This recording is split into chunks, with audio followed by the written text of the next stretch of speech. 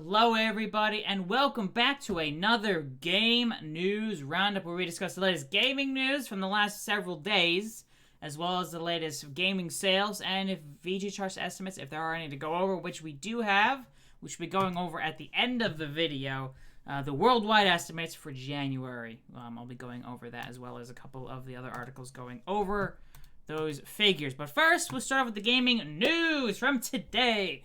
Phil Spencer, Microsoft Gaming CEO, in an interview with The Times, was asked what would happen to Xbox if regulators would block Microsoft's acquisition of Activision Blizzard. And he said, "This is an important acquisition for us. It's not some linchpin to the long term. Xbox will still exist if this deal doesn't go through." He added, "Competition is us trying to get stronger. I don't have great rationale for how better competition in consoles is somehow hurtful for consumers. Because to me, having us, Sony, and Nintendo doing well in the console market, all of us with strengths and uniqueness and content and capabilities give consumers more choices. I'd hate to see consoles go to where phones are, where there are only two manufacturers, Apple with, the iPhone and Google with the Android. And right now we have three good competitors, Xbox, PlayStation, and Nintendo. Again, the deal has been approved in Brazil, Chile, Saudi Arabia, and Serbia, but has been facing opposition from regulators in the US, UK, and the European Union. Of those three, I honestly wouldn't be surprised if the European Union is the first one to potentially approve it with concessions. That's my guess. I'm still 50-50 on the deal being approved. If it doesn't, it doesn't. I see both sides of the coin, but obviously, if you look at the console market, Xbox is in a distant third place behind Nintendo and PlayStation. But yeah, I see the European Union probably approving it first with concessions, and then the FTC in the US. Maybe they'll drop their lawsuit. They did drop their lawsuit against Meta buying, I forget, there was some company that Meta was trying to buy that they were suing to block, but then they ended up dropping the lawsuit, which makes me think they might do the same with the Activision Blizzard acquisition. The biggest question mark is the CMA in the UK. That is the biggest one where they are the ones, will probably be the ones who are the big decision of if it's blocked or passed, is what I'm been seeing and thinking. Not that I know 100%. I don't know insiders, to give me inside information. I just report on what I see. But yeah, Phil Spencer saying Xbox will still exist, which of course, if you look right now, Xbox has more first-party studios than they've ever had in the past. I mean, at one point they were down to, it was like 5 or 6 studios. Now they're up to 22, 23-ish, including obviously Bethesda, Starfield, Fallout. Elder Scrolls, I guess all of ZeniMax, which is more than just Bethesda, but, and Starfield being the big game coming out later this year from Xbox, which, yeah, I know I mentioned Starfield a lot because it's at the top of my list of most anticipated games, because, man, Todd Howard makes, yes, they can be a bit buggy, they have features, not bugs, right? No bugs, only features, but it's been at the top of my list of upcoming games for a while. I mean, technically, I guess Elder Scrolls 6 would be above it, but it's so far out that it's like, alright, games that are coming out within the next 2 years, 3 years. Elder Scrolls 6 ain't coming out until 2026 at the earliest, probably 2027, 2028, my guess, because they gotta finish up Starfield then Elder Scrolls 6. But anyways, always something on the Activision Blizzard deal. Again, 50-50 on the passing, give me a coin, I'll toss it. Much like in the Witcher TV show, it costs a coin to the Witcher. If it's heads, it passes. If it's tails, it's blocked. I don't know. It's yeah. But anyways, moving on. From last week, Bethesda announced Tango Gameworks founder Shinji Mikami. I probably mispronounced his name. Do apologize. He announced that he would be leaving the studio in the coming months. So Bethesda, in their own statement, we can confirm that Shinji has decided to leave Tango Gameworks in the coming months. We thank him for his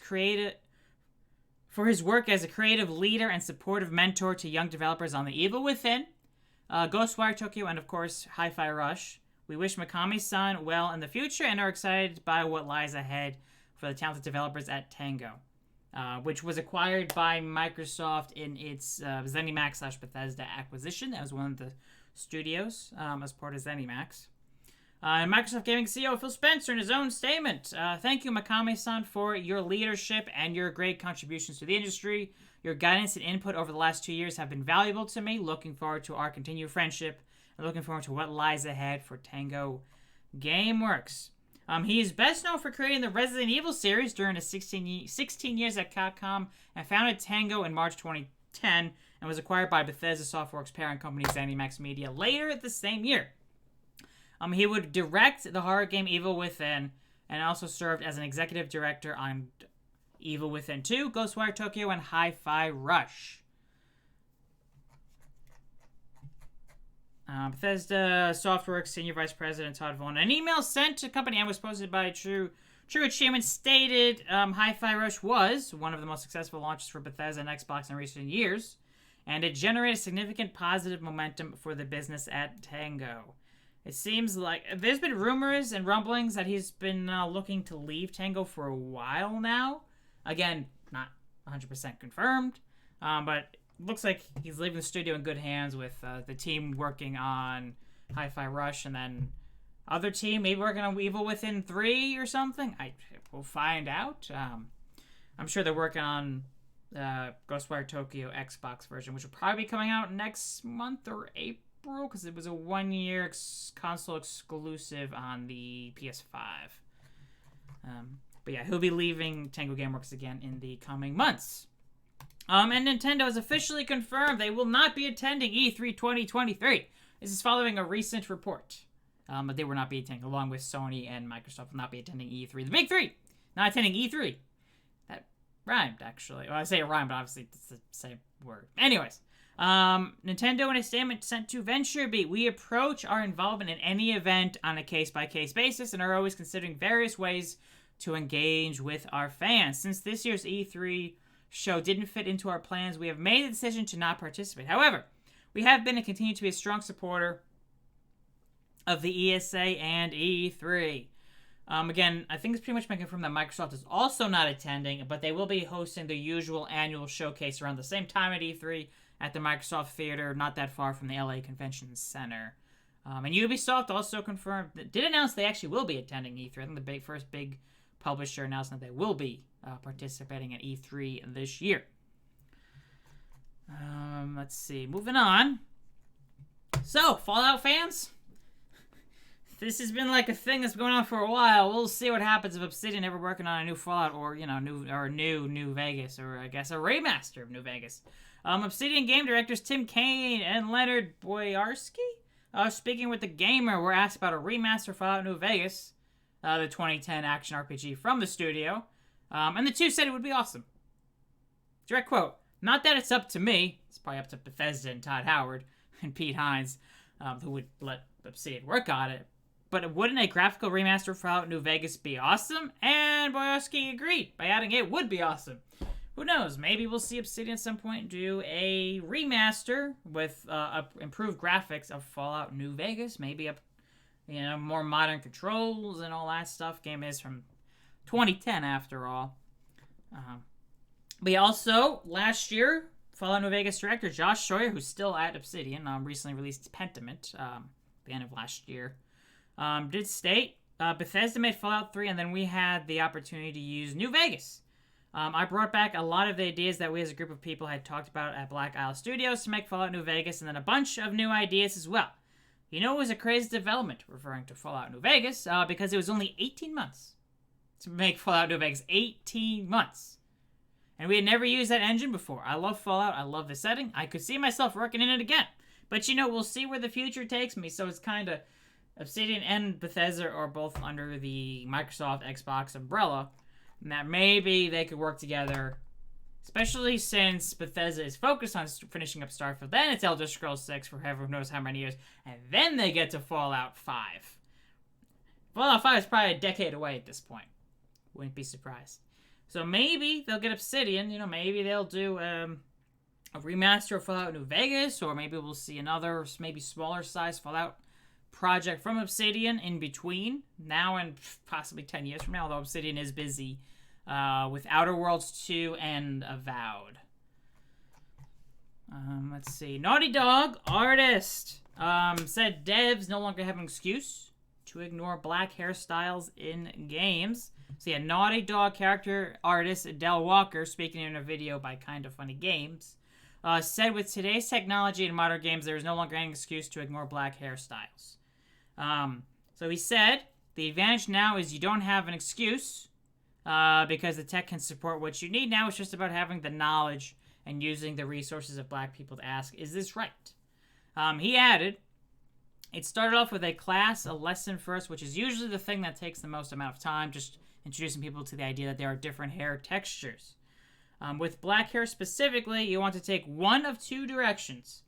You either want to simplify as much as possible or want to take the other route, where we're actually going to fine detail by placing loads of polygons. The problem you had with the Xbox 360 era is you didn't have enough power to really fill out on black hair, and you didn't want to go simple. The advantage now is you don't have an excuse, because the tech can support what you need. Now it's just about having the knowledge and using the resources of black people to ask, is this right? Going to someone that you know a lot more, I think devs should do. Going to someone who knows not only about being black, but knows black hair, and saying, can you just show us lots of things that you think are cool and work from there, rather than doing something half-baked. If you looked at games, sometimes the hair, black hair, is not always the best. And he's saying that developers should spend the time to make sure it is right and more accurate. Now, with today's technology, you can do it. While back in the day, that was something you couldn't do. Which I think is a good thing to be doing. It'll be more inclusive. No. And getting more things more accurate. Moving on. Announced today, Pokemon Company and developer Game Freak announced DLC for Pokemon Scarlet and Violet, the hidden treasure of Area Zero, which will be released in 2 parts. Part 1, the Teal Mask, which launches this fall, and Part 2, the Indigo Dusk, which launches this winter. We are so grateful that millions of trainers around the world have chosen to explore the expansive Paldea region, said the Pokemon Company president and CEO. In the hidden treasure of Area Zone, fans will take a trip to the land of Kitakami, where they will meet new Pokemon and interesting characters. I sincerely hope that trainers who embark on this new journey find the excitement and enjoy the experience when they encounter their first Pokemon. So yeah, it's coming out in 2 parts. Part 1, players will be chosen to take part in a school trip that is held each year in a collaboration with another school. They'll be taken to the land of Kitakami, where a great mountain towers over the land and the people live at its base.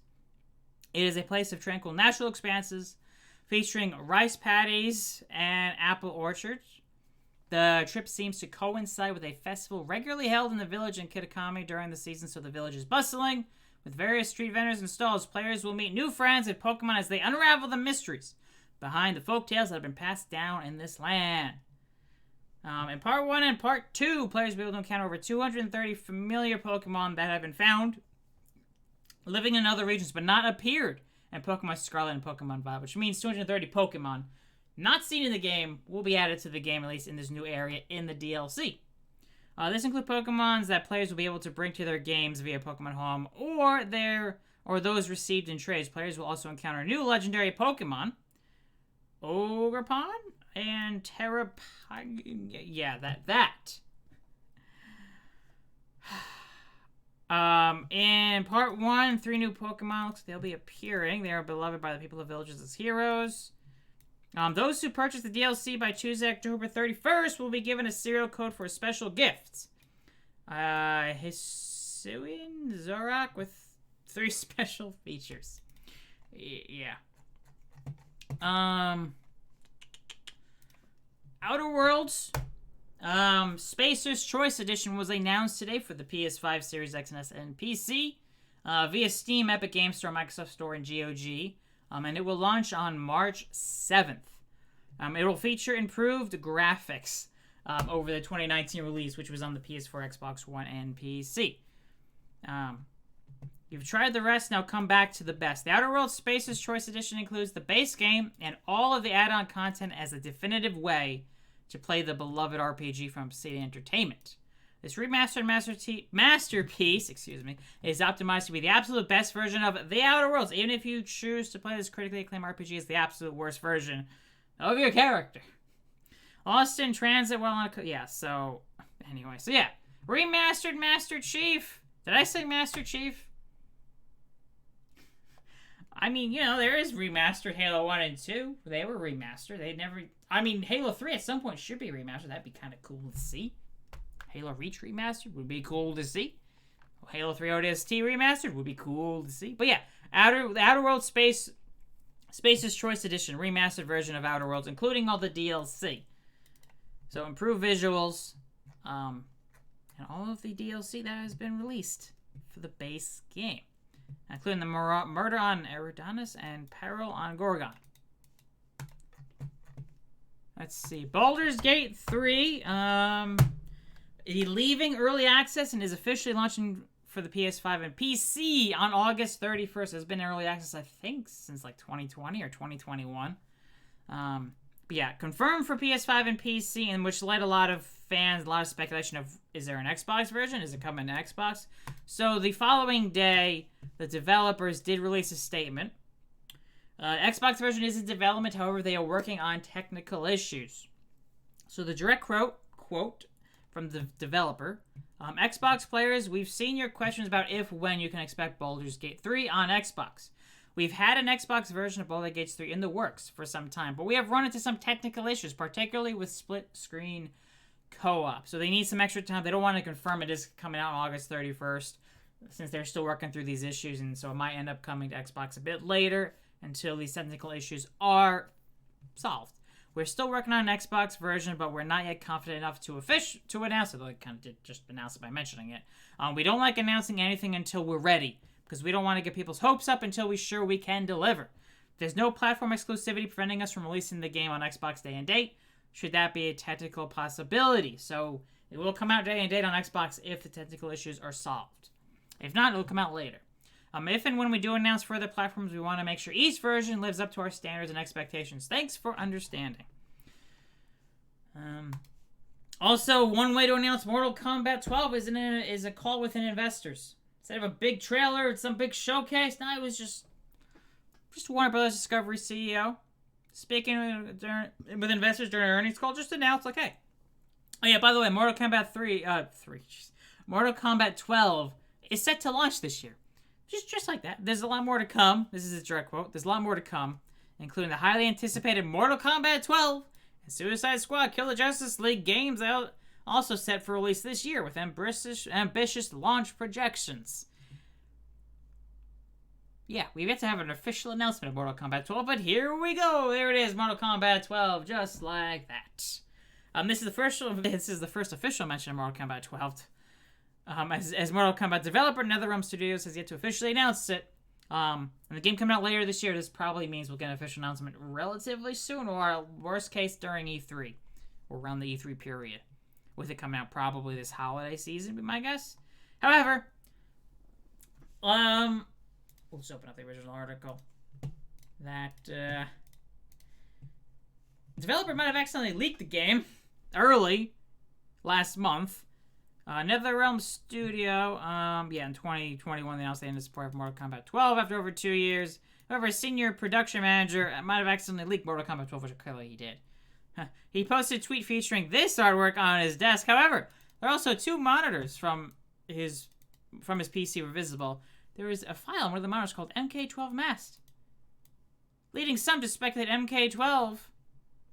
Oh, sorry, did I say January of this year? January of last year. Right, it's 2023. I totally remember dates. So this is almost over a year ago. But yeah, there's something that said MK12 Max referring to Mortal Kombat 12, which, yeah, we kind of figured they were in development. Now we know it's in development, and it'll be coming out later this year. So moving on from the news, I guess still technically news, but to sales stuff, publisher Warner Brothers Games and developer Avalanche Software has announced the open-world action RPG Hogwarts Legacy has sold over 12 million units in 2 weeks.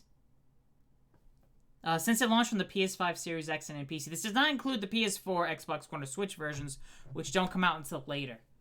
As the developers needed more time to make them, I guess, probably run better on the older hardware.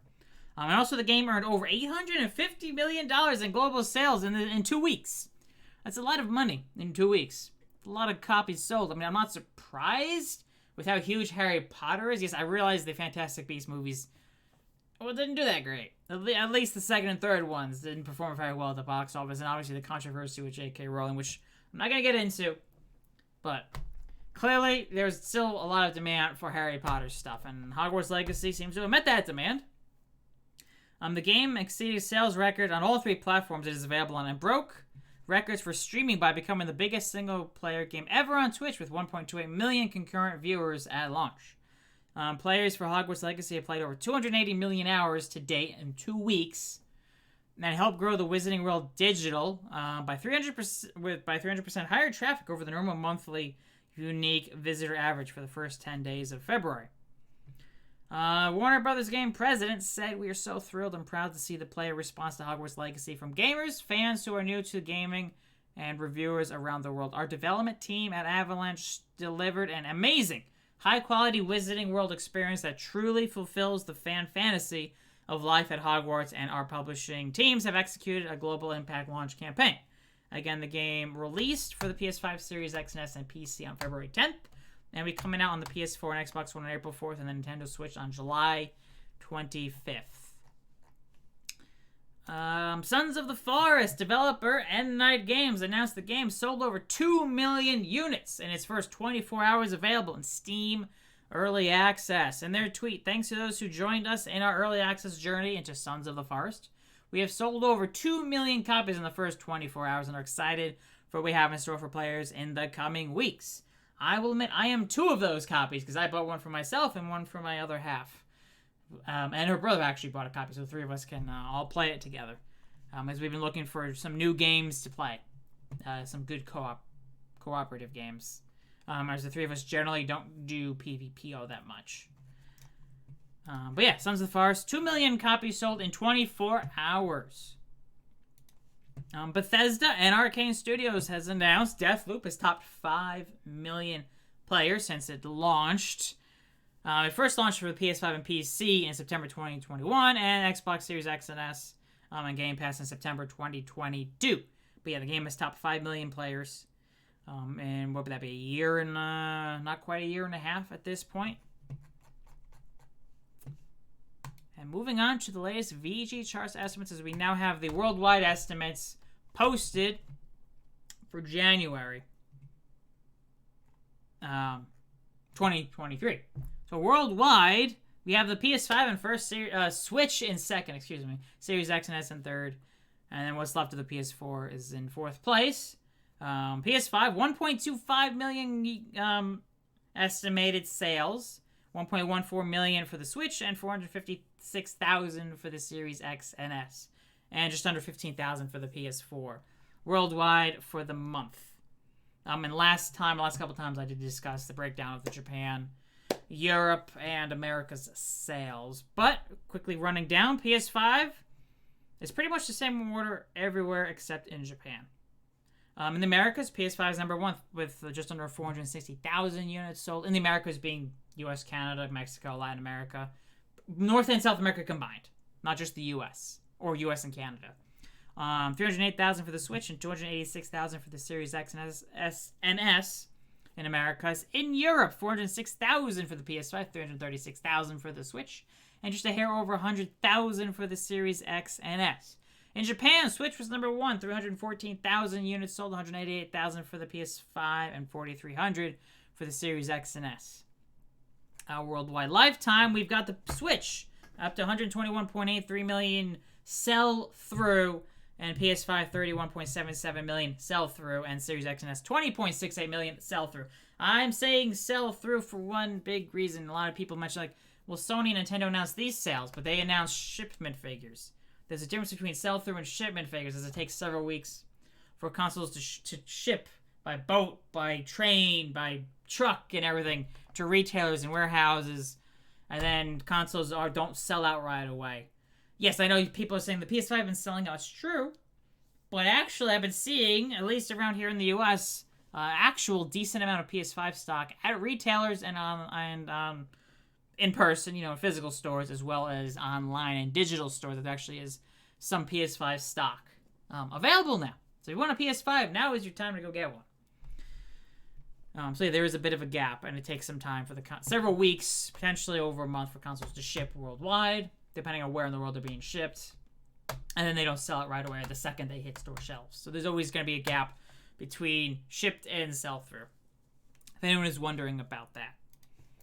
So breaking down the article of the worldwide estimates.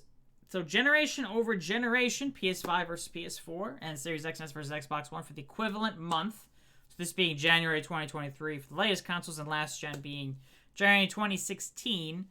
PS5 is up over the PS4 by nearly 446,000 units, and the Series X and S is up compared to the Xbox One by over 170,000 units. On the PS4 equivalent month had sold about 812,000 units compared to the 1.25 million for the PS5. And the 286, just a hair over 286,000 units for the Xbox One compared to the 456,000 for the Series X and S. So while the PS5 has been tracking behind the PS4 consistently for a long time now, this is probably the start of the PS5 starting to catch up to the PS4 launch-aligned sales, which I'll be having the full breakdown with our monthly sales comparison articles over the next couple weeks. Because I have it's 18 of them or so that I do every month. And if I just post 1 or 2 every day, it's going to take a bit to get through them all. But those, keep an eye on VGChartz if you want to keep an eye on sales comparisons between two different consoles. Year-over-year sales, PS5 is up by 550,000 units, just a hair under. 77% year-over-year. Switch sales are down 187,000 units, about 14%. Series X and S sales are down 148,000, or by about a quarter year-over-year. Sales were doing pretty good for the Series X and S. And then there was a bit of a drop towards the end of last holiday compared to the previous holiday, which is leading into the start of 2023. I wouldn't be surprised if Series X and S sales remain down in at least February, probably even maybe March, potentially, depending on how things go. We'll see when more data comes in. I don't want to say anything just yet, as we're now doing our estimates monthly, as we're waiting for more data to come in. But right now, it's what it's looking like. Potentially, Series X and S remains down year over year until some of the heavy hitters come out. Redfall, even might not be the biggest hitter, should help move some consoles. Starfield definitely is the big hitter. But we'll probably make a big difference year over year sales wise, and maybe we'll move several million Xbox consoles over a period of time. We'll find out depending on how good it is, how much the hype is. So, but yeah, that is the worldwide estimates for January 2023. We also have our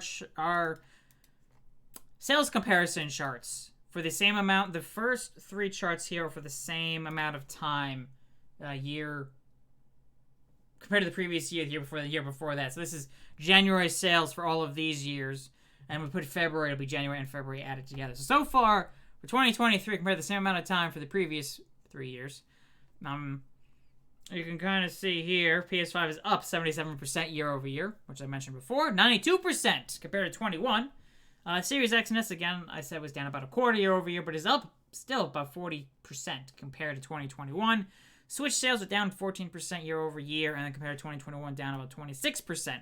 But considering how old the Switch is, I'm expecting Switch sales to be continuing declining from here on out. Even though sales will still remain, they're still clearly strong. They're just not as strong as they were.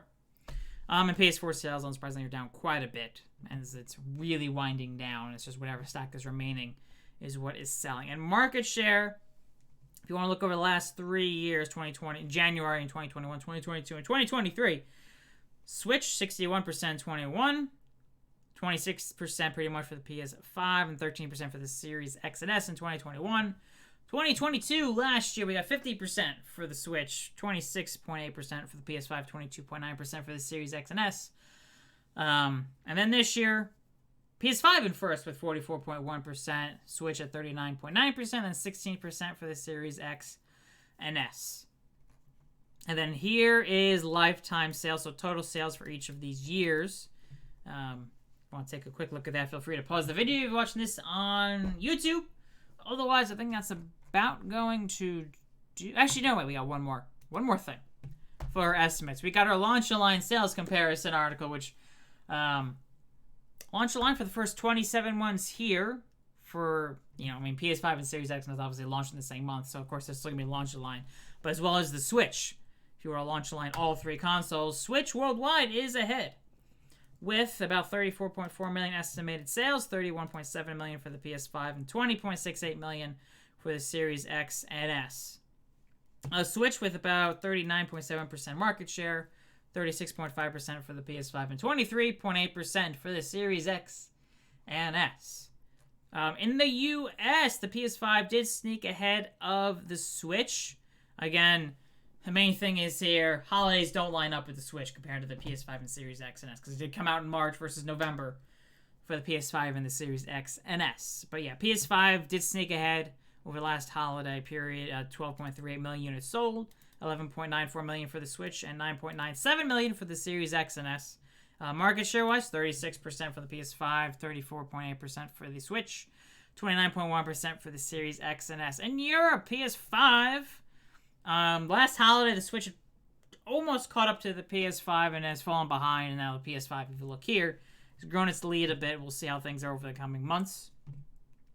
But yeah, PS5, 9.8 million sold in Europe, 8.8 million for the Switch, 5.5 million for the Series X and S. Market share-wise, PS5 with 40.6%, Switch at 36.6%, and Series X and S at 22.8%. And looking at Japan, which, you notice how the PS5 is ahead in Europe and the US, and consequently pretty much the Americas. Worldwide, Switch is ahead. Main reason, Japan. Main reason is Japan, as after 27 months, the Switch was at 8.2 million units sold compared to 2.6 million for the PS5 and 406,000 for the Series X and S. So after 27 months, we got the Switch at 73.3%, the PS5 at 23.1%, the Series X and S at 3.6%. So that is going to do it now for today's Game News Roundup. If you enjoyed it, be sure to hit the like button. Be sure to subscribe. Leave a comment down below. It all helps the YouTube algorithm as I'm trying to get to 10,000 subscribers, and I'm a little over 300 away. I've been slowly sneaking my way up to 10,000 over the last bunch of years. So maybe this will be the year I get to 10,000 subs. Fingers crossed. Anyways, thank you all so much for watching. Hope you enjoyed the Game News Roundup, and I'll see you all next time. Take care, everybody.